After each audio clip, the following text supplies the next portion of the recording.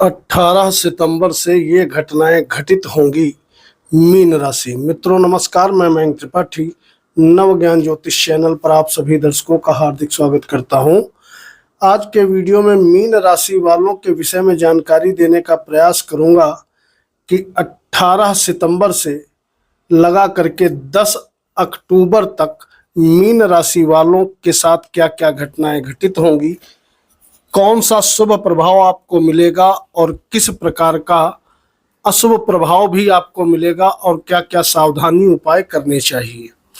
ध्यान रखिएगा, यह राशिफल जो मैं बता रहा हूं मीन वालों का, यह भैया आप अपने लग्न कुंडली पर लगा करके देखें अगर आपके पास लग्न कुंडली है तो। लेकिन जिन लोगों के पास लग्न कुंडली नहीं है वो लोग ही चंद्र राशि के अनुसार या अपने प्रचलित नाम के अनुसार इस फलादेश को समझें और थोड़ा उपाय करने का भी प्रयास किया करें, क्योंकि प्रत्येक महीने कोई ना कोई ग्रह पावरफुल स्थिति में रहता है और पावरफुल ग्रह जब बढ़िया फल देने पे आता है, अगर उस समय उसको थोड़ा बल दे दिया जाए तो प्रॉफिटेबल रिजल्ट कई गुना ज़्यादा बढ़ चढ़ के हमें मिलने लगते हैं। मीन राशि वालों के कुंडली में लग्नेश तो आपके बैठे हैं तीसरे स्थान में, लेकिन दो बड़े ग्रह परिवर्तन कर रहे हैं। एक तो हैं दैत्य गुरु शुक्राचार्य और दूसरे हैं बुध देवता। बुध देवता अपनी उच्च राशि में भ्रमण करेंगे और यहाँ पर भद्र नाम का राजयोग बना देंगे, और वहीं पर दूसरी तरफ दैत्य गुरु शुक्राचार्य ये अष्टम भाव में अपनी ही मूल त्रिकोण राशि में गोचर करके विपरीत योग निर्मित कर देंगे। उधर आपके धनेश जो हैं वह केंद्र में बैठे हुए हैं।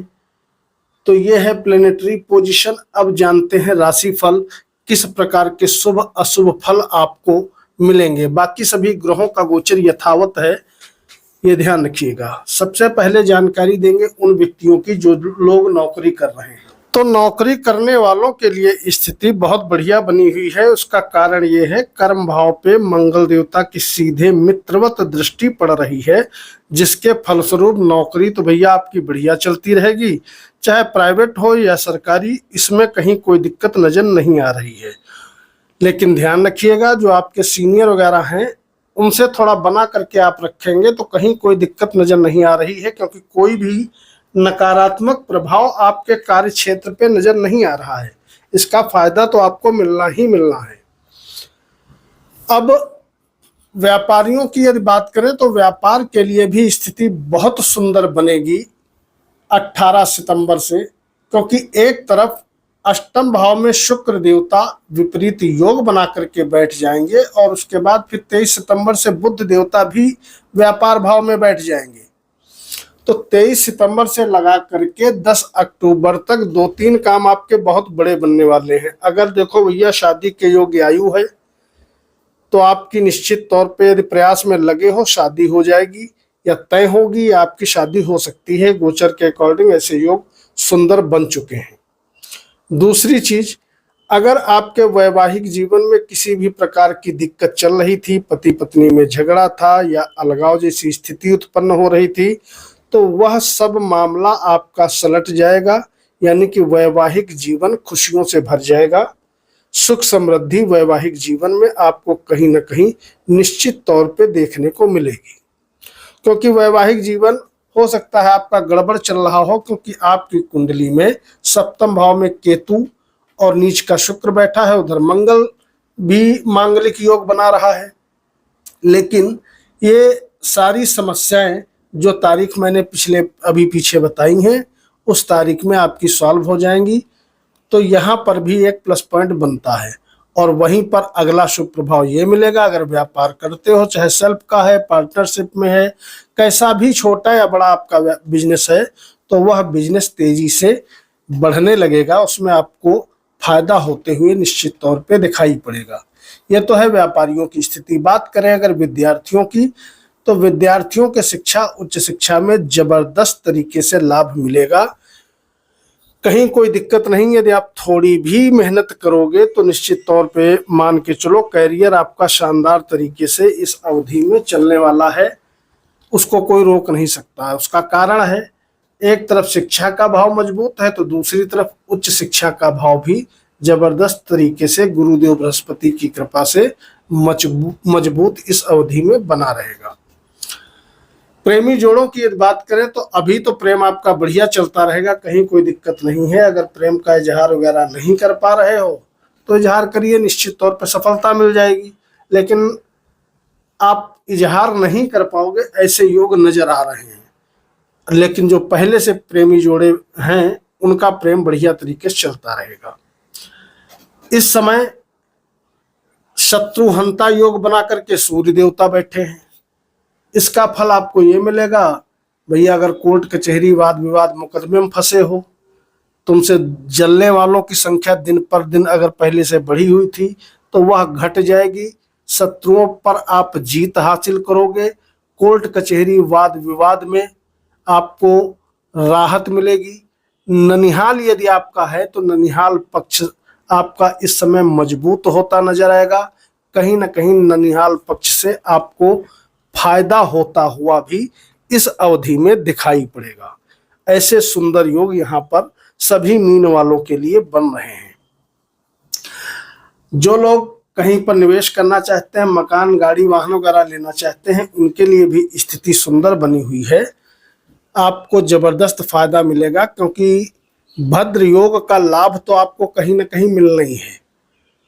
तो अगर मकान भूमि भवन आदि की खरीदारी की आप प्लानिंग कर रहे थे तो वह काम आपके निश्चित तौर पे सफल होते हुए दिखाई पड़ेंगे।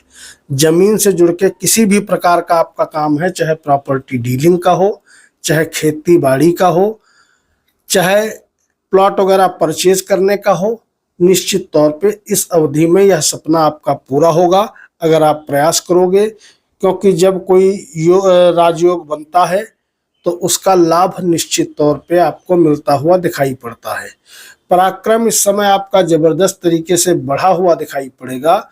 दूसरी तरफ छोटे मित्र, भाई बंधु सभी आप पर मेहरबान रहेंगे और भरपूर मात्रा में आपका सपोर्ट करते हुए दिखेंगे। एक शुभ प्रभाव ये भी दिखाई पड़ेगा, दैवी कृपा आपके ऊपर बनी है। कहने का मतलब ये है कि भाग्य जबरदस्त तरीके से आपका साथ दे रहा है और लंबे समय तक अभी भाग्य आपका साथ देता रहेगा। यह एक मीन राशि वालों के लिए बहुत बड़ी राहत वाली खबर रहने वाली है। अब बात करें कि यात्राओं के विषय में, तो यात्रा जो लोग करना चाहते हैं उनके लिए सुंदर समय है। यात्रा आप करिए, यात्रा से आपको फायदा मिलेगा। चाहे घूमने फिरने जाना हो तो वहां पर भी कोई अवरोध उत्पन्न नहीं होगा, या देश विदेश की यात्रा करना चाहते हो तो वहां पर भी अवरोध उत्पन्न नहीं होगा। एक चीज मैं बता दूं, विवाह होने के योग जिनके बन रहे हैं उनको प्रयास इस अवधि में करना चाहिए, तो रिश्ता उनका पक्का हो सकता है। इसके अलावा आने वाले समय में मीन राशि वालों के अगर आर्थिक स्थिति और उपाय की बात करें तो आपकी कुंडली में लग्नेश का सीधा प्रभाव आपके आमदनी पर पड़ रहा है और लग्नेश का नवम प्रभाव बहुत ही शुभ होता है, यानी गुरुदेव बृहस्पति की नवम दृष्टि कमाल की दृष्टि है। तो निश्चित तौर पे आमदनी तो आपकी होती रहेगी, चाहे काम आप छोटा बड़ा कुछ भी करते हो, इसमें कोई डाउट नहीं है। तो ऐसे में आपका सर्वोत्तम उपाय हो जाता है गुरुदेव बृहस्पति के मंत्र का यथाशक्ति जप करना। अगर आप 51 बार भी ओम गुरुवे नमः या ओम ग्राम ग्रीम ग्रोम सह गुरुवे नमः इस मंत्र का पाठ करते हो तो एक आपका कॉन्फिडेंस लेवल बहुत बढ़ेगा, बुद्धि में सकारात्मकता आपके बढ़ेगी, सोर्स ऑफ इनकम का भाव और भी ज़्यादा मजबूत होगा, एनर्जी लेवल आपके शरीर में और भी ज़्यादा बढ़ते हुए दिखाई पड़ेगी, भाग्य और भी ज़्यादा आपका मजबूत होता हुआ दिखाई पड़ेगा। वैवाहिक जीवन में दिक्कत आएगी ही नहीं। इतने फायदे आपको मिलेंगे अगर आप गुरुदेव बृहस्पति के मंत्र का जप करते रहते हो तो। अब बात करें शेयर मार्केट से जुड़े लोगों के लिए, तो मैं बता दूं भैया, जो लोग लंबे समय के लिए निवेश करना चाहते हैं स्थिति उनके लिए तो बहुत बढ़िया है, कहीं कोई दिक्कत नहीं है। लेकिन जो लोग ट्रेडिंग वोडिंग करते हैं उनको सावधानी बरतनी चाहिए। बगैर सोचे समझे पैसा मत लगा देना, अन्यथा पैसा कहीं ना कहीं आपको डूबता हुआ भी दिखाई पड़ेगा। सबसे बढ़िया इसलिए मीन राशि वालों का यह समय रहने वाला है क्योंकि एक तरफ तो शत्रुहंता और दो विपरीत योग बन रहे हैं। एक सूर्य देवता छठे का स्वामी छठे में, अष्टम का स्वामी अष्टम में, दो तो विपरीत योग बन रहे हैं और एक भद्र योग बन रहा है। 3 राजयोग का लाभ आपको मिलेगा। पैसे रुपए की यदि बात करें तो धन आपके पास मैंने बताया आएगा जरूर, चाहे जिस मार्ग से आए, और पैसा अच्छा खासा आपके पास बचेगा भी। यह एक बहुत बड़ा प्लस पॉइंट है। थोड़ा उपाय करिएगा, खुश रहिए। यदि हो सके तो कमेंट बॉक्स में ओम गुरुवे नमः या अपने इष्ट देवता का नाम लिख देना और वीडियो को लाइक कर देना। मयंक त्रिपाठी को नमः दीजिए। कल मिलते हैं अगली राशि की जानकारी के साथ। नमस्कार।